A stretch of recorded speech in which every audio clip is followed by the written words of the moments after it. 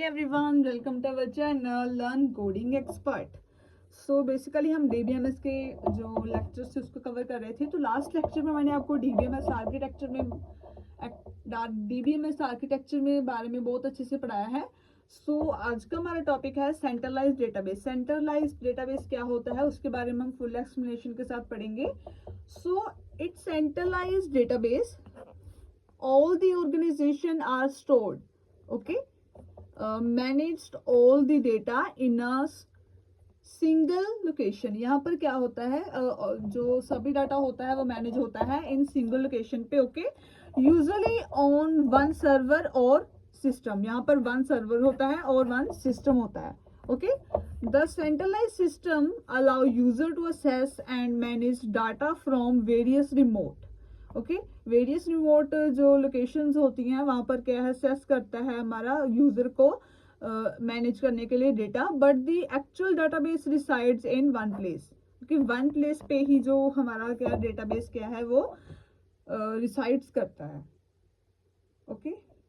सो यहाँ पर हमारे पास क्या सेंट्रलाइज डेटाबेस है। यहाँ पर जैसे कि आप देखिए, फर्स्टली हमारे पास क्या है, यूजर 1 है और यहाँ पर हमने चेक लिया और बैलेंस लिया है। यहाँ ये हमारा क्या है, एक सेंट्रलाइज डेटाबेस है, ओके। यहाँ पर क्या है, डिपॉजिट हो रहा है यूजर 3 के थ्रू एंड यूजर 4 इज से सेंड मनी, ओके।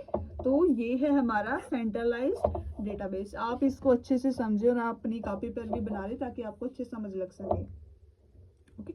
तो हमारे पास इसकी एडवांटेजेस हैं सेंट्रलाइज जो हमारे पास डेटाबेस है। फर्स्ट है हमारे पास data is stored at one location which simplifies backup and updated, okay. ये क्या होता है, जो हमारा सेंट्रलाइज डेटाबेस होता है इसमें क्या होता है, डेटा के एक वन लोकेशन पे सेव हो जाता है which we can simplify backup and update, okay.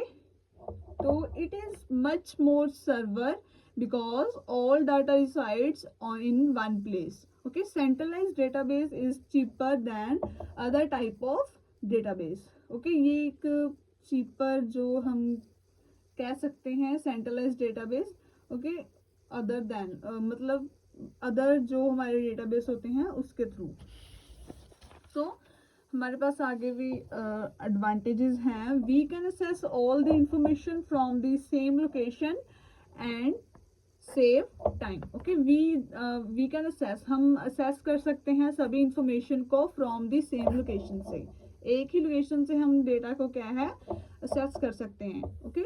Data integrity and consistency are easier to maintain since all user interact with same data source, okay. यहाँ पर इसके डिसएडवांटेजेस हैं हमारे पास, okay, okay. If the central server fail, अगर हमारा central server fail हो जाता है, ओके, सेंट्रलाइज्ड का, ओके, तो the entire database become inaccessible, जो सभी हमारा डेटाबेस होगा वो क्या है, इनएसेसिबल हो जाएगा, ओके। दिस में create performance bottlenecks in situations if many users access the database simultaneously, okay. It's we can say that this is a most harmful disadvantages of distributed database, okay, sorry centralised database. So I hope आप लोगों को बहुत अच्छे समझ लग गया होगा कि जो हमारा सेंट्रलाइज्ड डेटाबेस है वो होता क्या है, और मैंने ये इसका फिगर बना रखी है, ओके। सो आई होप बहुत अच्छे आपको समझ लग गया होगा। मैं नेक्स्ट लेक्चर में आपको डिस्ट्रीब्यूटेड डेटाबेस के बारे में बताऊंगी। सो वहां पर भी आप प्लेलिस्ट में चेक कर सकते हो। सो वीडियो को लाइक करें, चैनल को सब्सक्राइब करें। Thank you.